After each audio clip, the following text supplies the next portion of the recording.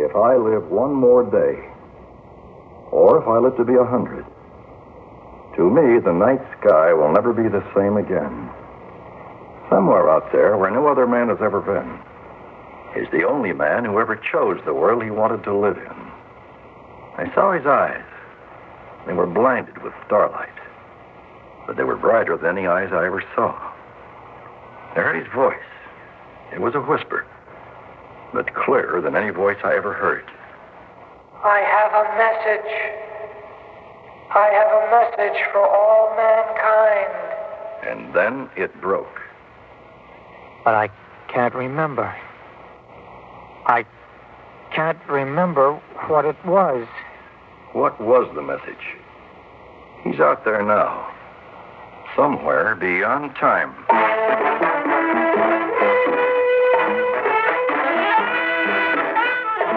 Theater 5 presents Outside Time.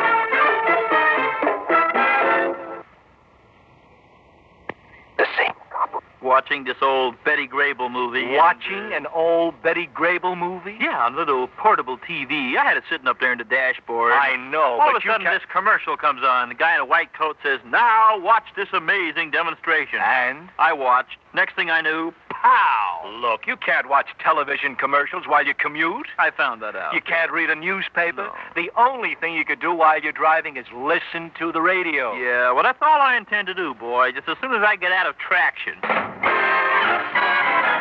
Ooh, listen to radio.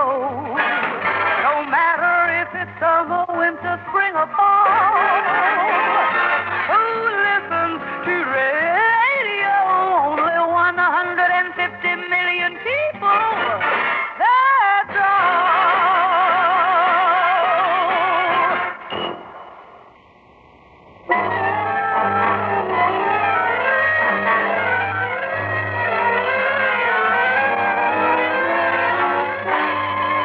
Off the record, General, what's your biggest thrill in being in command of the space shot tomorrow? The liftoff, the moment of orbit, what?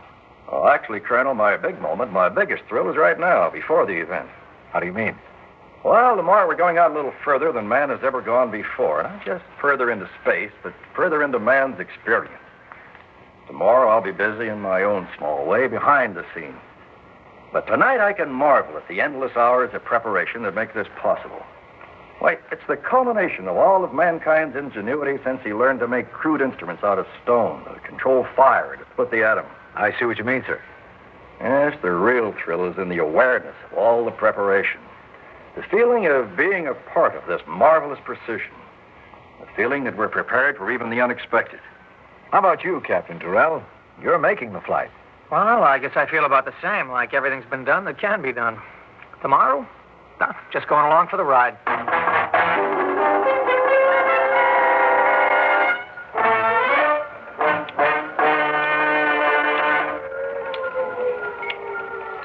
All clear, all clear. Control tower now operational. Confirmation to lock in. Primary ground control units confirmed. Secondary control coordinates confirmed. Tertiary coordinates confirmed. Data relay units confirmed. Telemeter confirmed. Captain Terrell confirmed. Confirmed and affirmative, sir. Good luck. Thank you, sir. All operational units are confirmed. Lock in. Final countdown. 10, 9, 8, 7, 6, 5. T-minus 5. Good luck. 3, 2, 1.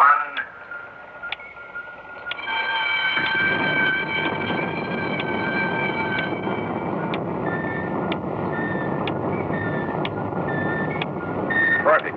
Execution perfect. Colonel? Primary coordinates correct and exact. General, 5 seconds to boost. Open audio. Report. Second booster A-OK. Secondary coordinates correct and exact.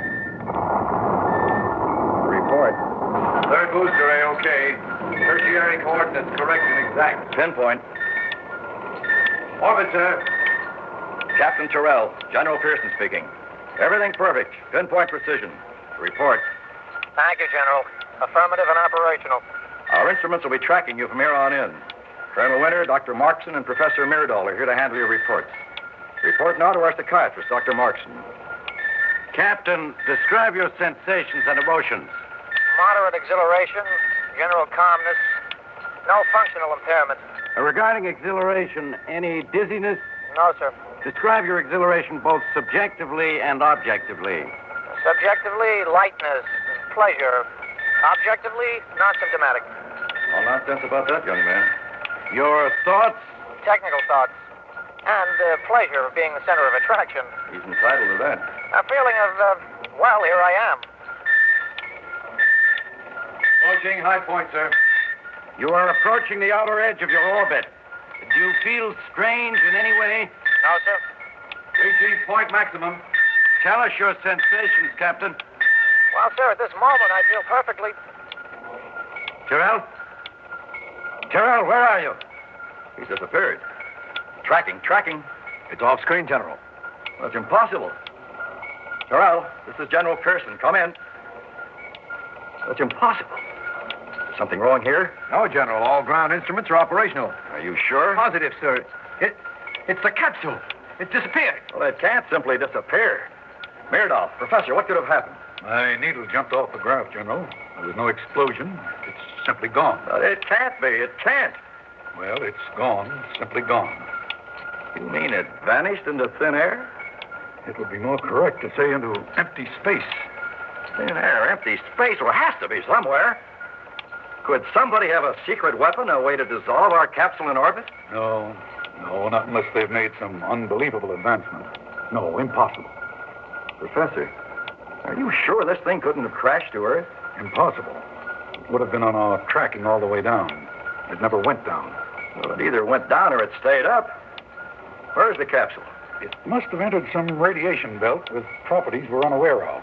The intensity of the vibrations was so great that my needle jumped off the graph. A split second later, the capsule was swept out of the universe. Along with Captain Terrell. Well, maybe he'll report. He's out there somewhere. Captain Terrell. General Pearson, take it easy. Someone shut off that monstrous clock. Shut off everything. We gotta think. Now, we're not a bunch of schoolboys. We're not gonna panic. We're not gonna lose our heads. We're going to proceed in an orderly fashion. Good heavens. What is it? It's Tyrrell, Captain Tyrrell. Terrell. Here, catch him. He's going to fall. Sit down. Sit down over here. Now, let me help you. All right.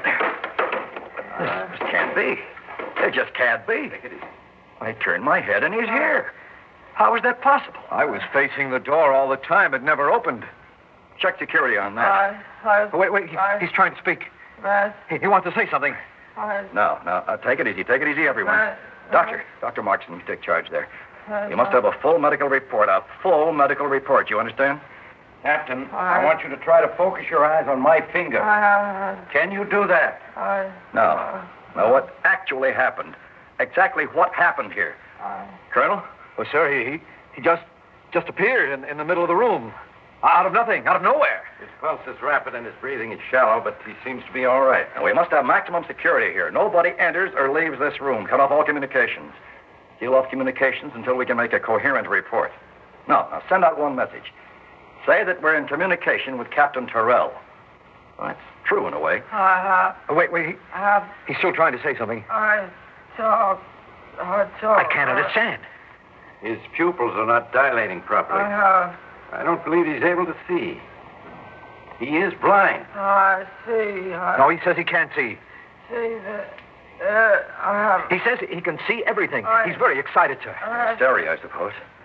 We'll have to have a full psychiatric report, too. Can't call anyone in for consultation. At least not yet. We've got to have information security until we know where we stand. He seems to be excited and hysterical, but in some strange way, very calm. We must handle all of this in an orderly fashion. Our first obligation is to this man's physical well-being. Is he in physical danger, Doctor? I don't think so, General. I have that's it. Wait. He's saying something about a message. Message to report. A message from where he's been. He's obviously too upset and disturbed to know what he's doing or saying. Say what? Now, Doctor, I hope you're prepared to make a report on your observations. Yes, sir, but it's all very inconclusive so far. Myrdal, what's your theory about this? Theory? I have no theory. This is something that never happened before. Well, we better get a theory. The whole world will be waiting for some kind of an explanation. I have to say... Sir, I think he wants to speak to you. I have to... What do you think, Doctor? Talk- May I question you? talk- It would be better if he could remain calm. Who can be calm at a time like this? Captain Terrell. Terrell. Son, I'm your commanding officer. Listen to me. Sir, I have a message. I can see it now. His eyes are staring, but he can't see a thing. Now, don't try to get up, Captain. Try to be calm and sit back. Listen to me. Everything's going to be all right. Listen before it's too late. First, we have to get this whole thing straightened out. Now, Professor Myrdal, do you have any theories at all? Captain, how did you get here? And what happened to your craft? The message brought me here. I have a message for all mankind. Of course. But we've got to know what happened. Well, just answer our questions one by one, and everything will be understood in due time.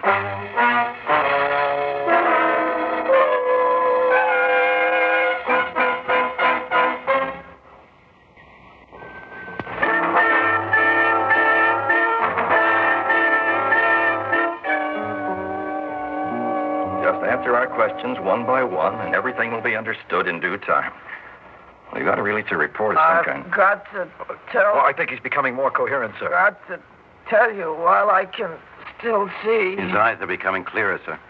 Will you give the message to everyone? As soon as I can make a report, Captain. Now, what was the very first thing that happened to you? Captain? The first thing that happened was that I was suddenly there. Well, you were where? Now, try to answer me. Captain, what were your surroundings? I had no surroundings. Well, where was your ship? I had no ship. You were floating alone in space? I wasn't in space. Well, then where were you? Where was I? I was there. Well, while you were there, did you by any chance see what happened to your spacecraft? It seemed very unimportant. Unimportant? Well, did it dissolve or disappear? General, it simply ceased to be, obviously, because there it could not see. Couldn't see. A capsule is a machine, not a life. It can't see it. It has no soul. Soul? Oh, I suppose not. Captain, how did this ability to, as you say, see manifest itself? What exactly did you see? I can't tell you everything because I saw everything. I saw everything I thought about, my childhood. Lincoln at Gettysburg. The birth of the human race. The whole thing.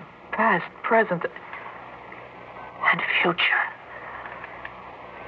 That's where I got the message. Now, when your capsule disappeared, how did you come back? Did you do it by willing it? Willing it? Yes. I could go anywhere, but I came here. I can still go anywhere. Gentlemen, I don't think we should examine this man anymore in his condition. He's obviously emotionally overwrought. Emotionally overwrought? We're all emotionally overwrought.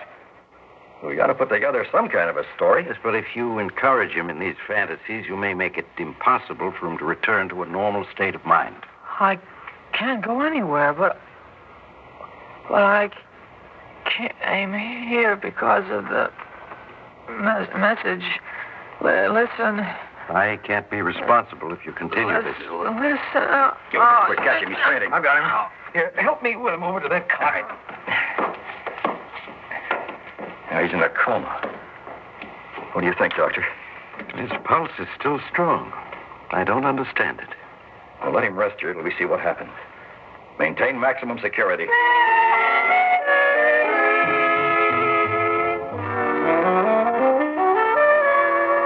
How is he, Doctor? He's just coming to, and his eyesight seems to be normal now. Can I speak to him? Yes, but we'll watch for his reaction. Captain, do you recognize me? Yes, General, sir. That's the doctor and the professor. But how did I get here? How did you get here? That's what we'd like to know. Well, all I know is that something must have happened to me in orbit. I guess I passed out. Then you must have had me brought down. I'm sorry, sir. I don't know what happened to me. Can you remember anything after you left orbit? I'm sorry, but I must have just passed out. The medics checked me out in good condition. I don't know why I'd do a thing like that. Are you saying that you don't remember a thing from the time you passed out in orbit until you came to on this cot? Yeah, well, that's about it, sir. We did not bring you down, Captain. You came down by yourself, without a spaceship. In fact, you didn't come down. You simply materialized in the control tower. You were babbling about having some sort of an urgent message for all mankind. Captain, are you listening? Yes, sir, but I can't remember. He doesn't understand a word we're saying. Do you? I guess I must have been out of my head. But you've got to remember. Now, try. Really try. Please, asking the captain to remember this is like trying to force someone to remember a dream. Well, you're a psychiatrist. Can't you get it out of him? I can try, but the process may be lengthy. And there will be no clear proof that what he recalls will be the original fantasy instead of a totally new fantasy. Fantasy, Doctor? I don't believe it was a fantasy. Yes, message. We've got to get that message. We've lost a message that may mean more than life and death to all mankind. It may be highly irregular, but perhaps we should send another astronaut up right away. That's it. Immediately, under the same conditions. The twin launching pad is operational. We can do it in hours. Get it ready at once, regardless of security. Sir, you can't do that without causing a sensation. Surely you want to clear it with someone. This is no time to worry about orderly procedures. We've got to find out at any cost. I'll take the consequences. If we send up another astronaut, in my opinion, it should be Tyrrell. Another man might lack some necessary characteristic or element of sensitivity to enter the dimension he was in. What do you think, Doctor? I really don't know. I guess it would be up to him. We don't know that the same thing would happen to any other man. We don't even know for sure it'll happen to him. With my bumbling, I may have destroyed the whole future of mankind. But that's not his fault. No. I can't permit him to go up again. But I'd like to go up again, sir. I've got to go up again. 5, 4,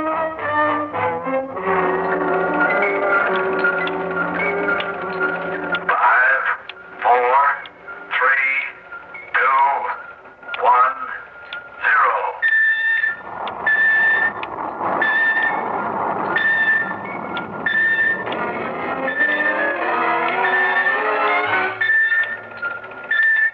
How do you feel, Captain? Affirmative and functional, sir. No element of your memory returning yet? No, sir, nothing. I'm sorry. Well, this time we're better prepared for it. You're about to enter the final phase of your original orbit. Set the automatic cameras. Set, sir. Now remember, from the moment it happens, if it happens, you are to continuously recite aloud all your impressions into the tape recorder on your throat.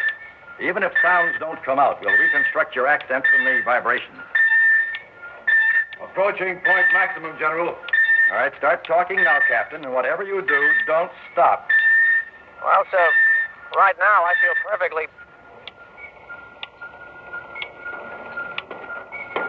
Well, General, it happened. Yes. Yes, it happened. Professor Murdahl. Yes, sir? Do you think he's coming back this time? No, he's not coming back. Then he's lost? Lost? No.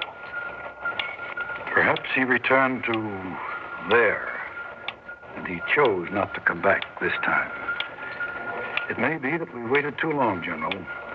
Those few hours after he got the message may have been an infinity in the world outside time. It may be that it's just too late for the message, and that perhaps we are the ones who are lost.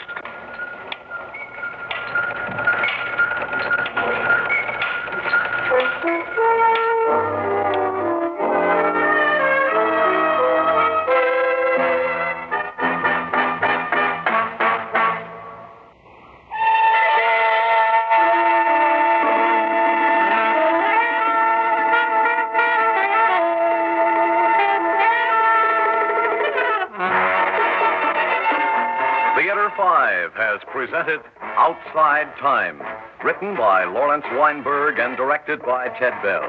In the cast, Al Hodge, George Petrie, Jack Grimes, Maurice Tarplin, and Richard Keith. Audio engineer Marty Folia. Sound technician Ed Blaney. Script editor Jack C. Wilson. Original music by Alexander Vlastotsenko. Orchestra under the direction of Glenn Osser.